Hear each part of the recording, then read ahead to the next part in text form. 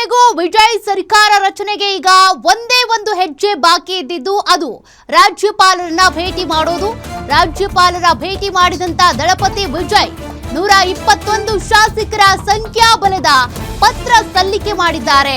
TVK ಪಕ್ಷದ ಸಂಸ್ಥಾಪಕ ನಟ ದಳಪತಿ ವಿಜಯ್.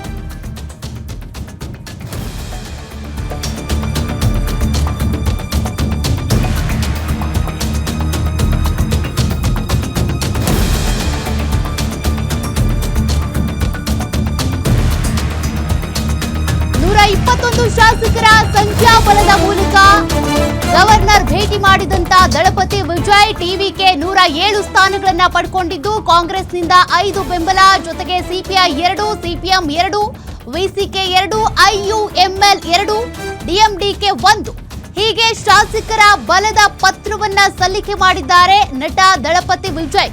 121 ಶಾಸಕರ ಸಹಿ ಇರುವಂತ ಪತ್ರದ ಸಮೇತ ವಿಜಯ್ ಸರ್ಕಾರ ರಚನೆಗೆ ಮುಂದಾಗ್ತಾ ಇರೋದು. ಮತ್ತೆ ಸರ್ಕಾರ ರಚಿಸೋದಕ್ಕೆ ಅವಕಾಶ ಕೋರಿ ಪತ್ರವನ್ನ ಸಲ್ಲಿಕೆ ಮಾಡಿದ್ದಾರೆ. 3 ದಿನದಲ್ಲಿ 3ನೇ ಬಾರಿಯ ಗವರ್ನರ್ ಭೇಟಿ ಇದು.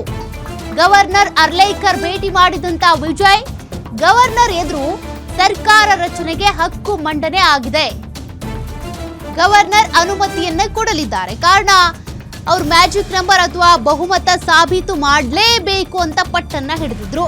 ಕೊನೆಗೂ ಈಗ ಬಹಳ ಪ್ರಯಾಸ ಪಟ್ಟು ನಂಬರ್ ಜೋಡಿಸಿದ್ದಾರೆ ವಿಜಯ್ ಅವರು. ಕೊನೆಗೂ ಕೂಡ 121 ಶಾಸಕರ ಸಂಖ್ಯಾ ಬಲ ಸಿಕ್ಕಿದೆ. ಬರೀ 118 ಅಂತ ಆಗಿದ್ರೆ ಬರೀ ಮ್ಯಾಜಿಕ್ ನಂಬರ್ ಆಗಿ ಹೋಗ್ತಾ ಇತ್ತು. ಏನಾದ್ರೂ ಒಬ್ರೋ ಇಬ್ರೋ ಕೈ ಎತ್ತಿದ್ರು ಅಂದ್ರೆ ಮತ್ತೆ ಸರ್ಕಾರ ಪತನ, ಆ ಭಯ ಆತಂಕ ಆಯ್ತು. ಬಟ್ ಈಗ 121 ಶಾಸಕರ ಸಹಿ ಉಳ್ಳಂತ ಪತ್ರದ ಸಮೇತ ರಾಜ್ಯಪಾಲ ರಾಜೇಂದ್ರ ಅರ್ಲೇಕರ್ ಅವರನ್ನ ಭೇಟಿ ಮಾಡಿರುವಂತದ್ದು ನಟ ದಳಪತಿ ವಿಜಯ್ ಅವರು. ಕೊನೆಗೂ ಕೂಡ ವಿಜಯ್ ಸರ್ಕಾರ ಸಂಕಟ ಈಗ ದೂರ ಆಗಿದೆ. ಸರ್ಕಾರ ರಚನೆಗೆ ಇನ್ನೊಂದು ಹೆಜ್ಜೆ ಅಷ್ಟೇ ಬಾಕಿ. ಗವರ್ನರ್ ಸರ್ಕಾರ ರಚನೆ ಮಾಡೋದಕ್ಕೆ ಅಂತ ಅವಕಾಶ ಮಾಡಿಕೊಡ್ತಾರೆ, ಅನುಮತಿಯನ್ನ ಕೊಡಬೇಕಿದೆ. ತದನಂತರದಲ್ಲಿ ಪ್ರಮಾಣ ವಚನ ಸ್ವೀಕಾರ, ಪದಗ್ರಹಣಕ್ಕೆ ಈಗ ಕೌಂಟ್ ಡೌನ್ ಎದುರಾಗ್ತಾ ಇದೆ. ವಿಜಯ್ ಸರ್ಕಾರ ರಚನೆ ಮಾಡೋದಕ್ಕೆ ಅಂತ ಈಗ ತಯಾರಿಯನ್ನ ಮಾಡಿಕೊಳ್ಬೇಕಿದೆ. ಸದ್ಯ ರಾಜ್ಯಪಾಲರ ಭೇಟಿಯನ್ನ ಮಾಡಿದ್ದಾರೆ ದಳಪತಿ ವಿಜಯ್. ಗವರ್ನರ್ ಎದುರು ಸರ್ಕಾರ ರಚನೆಗೆ ಹಕ್ಕು ಮಂಡನೆಯ ಆದ ಬಳಿಕ ತದನಂತರದಲ್ಲಿ ಗವರ್ನರ್ ಅವಕಾಶವನ್ನ ಮಾಡಿಕೊಡ್ತಾರೆ. ಆ ನಂತರದಲ್ಲಿ ಪದಗ್ರಹಣಕ್ಕೆ ದಿನಾಂಕವನ್ನ ಫಿಕ್ಸ್ ಮಾಡಲಾಗುತ್ತೆ. ಎಲ್ಲಿ ಅನ್ನೋದ್ರ ಬಗ್ಗೆ ಈಗಾಗಲೇ ನೆಹರು ಕ್ರೀಡಾಂಗಣ ಅನ್ನೋದು ಫಿಕ್ಸ್ ಆಗಿತ್ತು.